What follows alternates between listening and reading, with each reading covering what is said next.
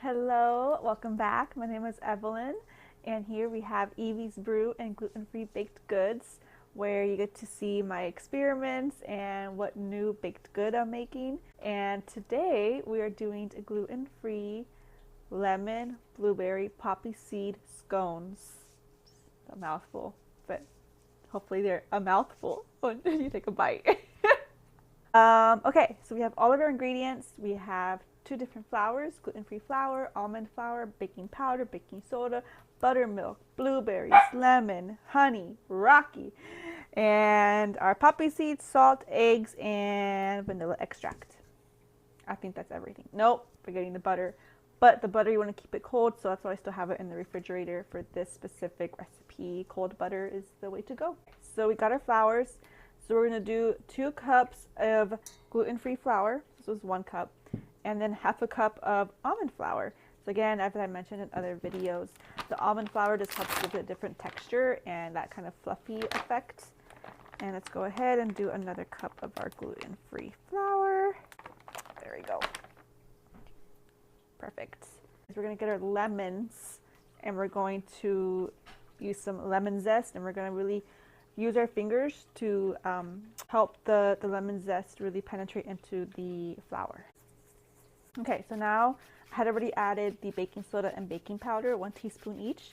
And now we're going to add 2 lemons, the zest of the lemon, into that dry floured mixture. And we're just doing our dry ingredients first. So after this, we're going to go ahead and add our poppy seeds. Okay, this is going to be my opportunity to tell you to make sure to follow. My arms are burning at this point. All this work for no followers? I think not. Sounds good. Woo! So I added the zest and I went ahead and just massaged it into the flour very gently until it was all well dissolved. And it should just look like normal flour. You can see it, there's no chunks or pieces of lemon. And now we're going to go with our poppy seeds. So we're going to do about 1 tablespoon. And I've just got regular organic poppy seeds that are best used for baking. Dump it in there. Oh, I almost forgot a little bit of salt. 1/4 teaspoon. Dump it in there. Now we're going to give everything a good mix. And I will show you how it looks like. It looks so pretty. So at this point, I'm going to let this sit. I'm going to work on the wet ingredients. We are going to add the cold butter in this, but I want to get started on the wet ingredients first. That way I can mix in the cold butter and then add the wet ingredients in right after, and then set this in the fridge for about 10 minutes before we start shaping it up for the scones. I just don't want to stick the cold butter in here, work on it, and then let it sit, and then it just starts to like melt. Not melt, but it starts to like really soften up, and you want kind of like chunks of small pieces of butter in here to get that flakiness when you start baking. So I'm going to wait to do that last. So for the wet ingredients, we have buttermilk, eggs, honey, and pure vanilla, along with our blueberries. So we're going to add 1/4 cup of buttermilk. That for our wet ingredient. And then we're going to add our egg. Then we're going to add 1/3 cup of honey. Start doing like a workout. 1, 2, 3.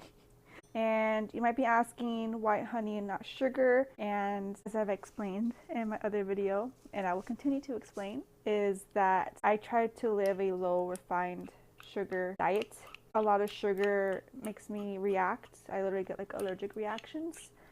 So I try my best to incorporate as much honey, maple syrup, those kind of natural sugars into my baking. Sometimes it's not possible. I do use a little bit of sugar, but that's okay. As long as it's controlled, I'm able to enjoy it. So I saw the opportunity for this specific recipe where I could use honey and maple syrup, and I think it'll be just as tasty. Once the honey is in, we're going to go ahead and add in a teaspoon of vanilla. Now we don't want too much of this. I honestly just want like a hint of it.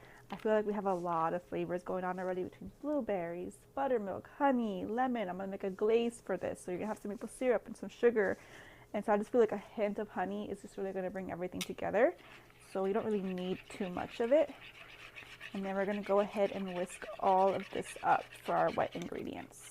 Now it is time for our butter. We have our wet ingredients. They're all mixed really well, all like very liquidy. You don't want any clumps in it. Perfect.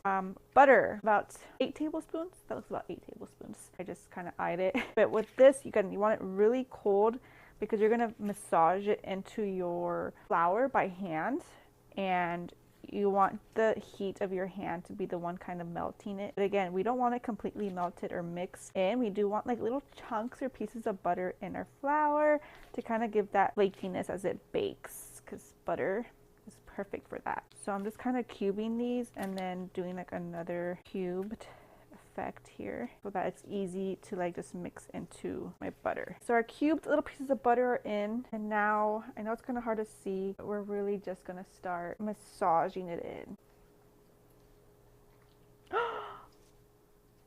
He dropped it. Alright, so I'm just wrapping it up in here. I have a good amount of little tiny chunks, but I feel like most of it has dissolved in pretty well. And I'm going to leave those little chunks for the flour. So we're going to go ahead and add our wet ingredients. So now I'm going ahead and using my hands to mix everything in really well. So it's kind of making this kind of dough. Again, I've never made scones before. It's my first gluten-free scones. So we're on this journey together. It's the whole point of this channel, so make sure to follow along. And it smells great. It smells a lot like poppy and lemon. And after this process, we're going to go ahead and fold in the blueberries. All right, the dough actually formed. I was so scared that I wasn't going to have enough liquid between butter and just 1/4 of buttermilk. I was kind of scared that it wasn't going to be enough moisture, because we all know that gluten-free flours love moisture and they need a lot of liquid to rise and just bake well. But this is actually really nice.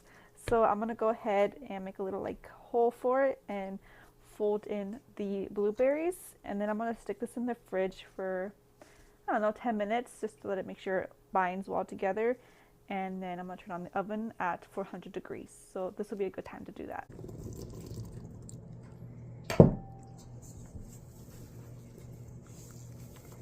Okay, so our oven has gone off at 400 degrees.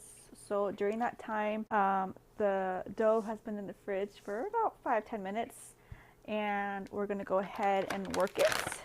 We're going to go ahead and lightly add some foil so that it doesn't stick to our parchment paper, because gluten-free dough tends to be very sticky. Now this, I'm going to try to work it mostly by hand because we don't want to overwork it.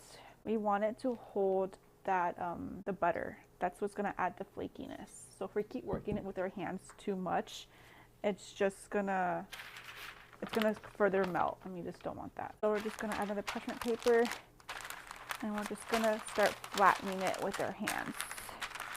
And we want it to achieve about 1.5 inches of thickness. So try to eye it. If you have it too thin, it won't really give you that flaky texture. Is that the right word, texture? Well, you do want it a little thicker than usual. And then we're going to fold it, and then we're going to flatten it again. And it's just going to help you achieve that flakiness as well, since it doesn't rise like normal gluten flour. We kind of have to help it as much as we can. Okay, for the last step, pour out a little less than 1/4 cup of buttermilk, and we're going to go ahead and just dip a brush and lightly brush our scones on top before they bake nice and pretty. Give it a nice good taste and texture, and just do that to each of the scones before popping them in the oven.